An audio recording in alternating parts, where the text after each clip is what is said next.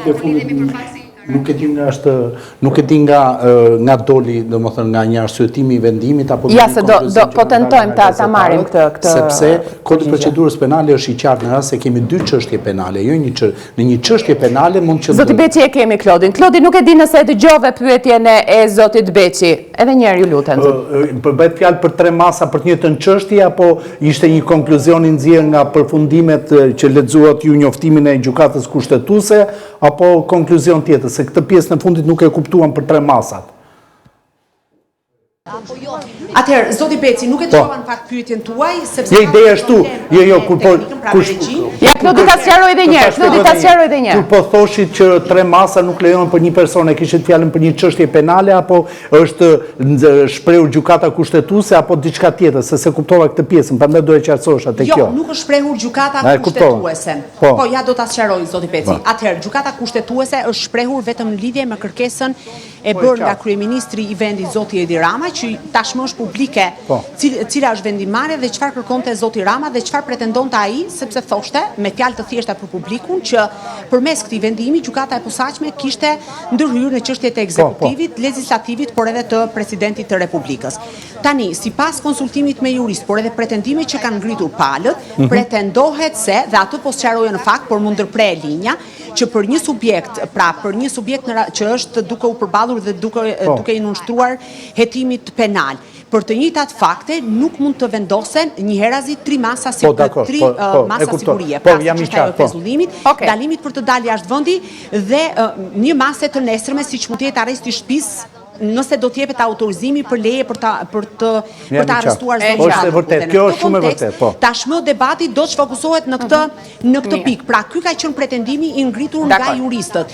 Dhe tashmë ndaj unë e thash dhe ato po sqaroja që së pari do duhet të shikohet qëndrimi që do të mbajnë palët politike në raport me këtë vendim gjykatës kushtetuese. Arsyetimi, ju e dini si jurist me eksperiencë, do të jetë shumë i rëndësishëm sepse merr fuqinë e ligjit momentin që botohet në fletorën zyrtare dhe më pas do duhet shikohet edhe qëndrimi që do të mbajë SPAK përpara Këshillit të imuniteteve dhe mandateve.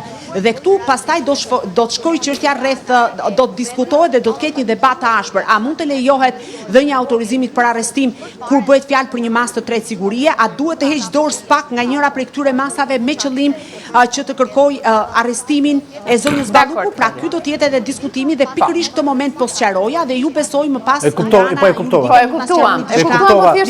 për ta sqaruar për gjithë ata që unë e di që ju jeni shumë e lodhur, por kam një pyetje shumë teknike se ju mund të keni informacion që të sqarohemi përfundimisht teorikisht.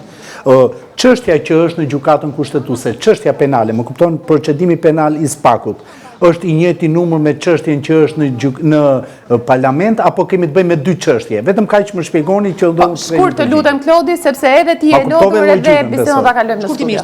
Atëherë zoti Beci, është i njëjti procedim penal, por në raport me kërkesën, pra në kohën kur ka ardhur kërkesa e zotit Rama në gjykatën kushtetuese, në fillim fare zonja Balluku akuzohej, ose më saktë ishte pandehur për tenderin për ndërtimin e tunelit të Llogaras dhe nën hetim për 2 lote të Unazës së Madhe. Ndërkohë në kërkesën e dërguar në Kuvendin e Shqipërisë janë shtuar edhe 5 lote të tjera të Unazës së Madhe dhe po ashtu zonja Balluku është vënë në hetim edhe për koncesionin e rrugës Tuman Kashar.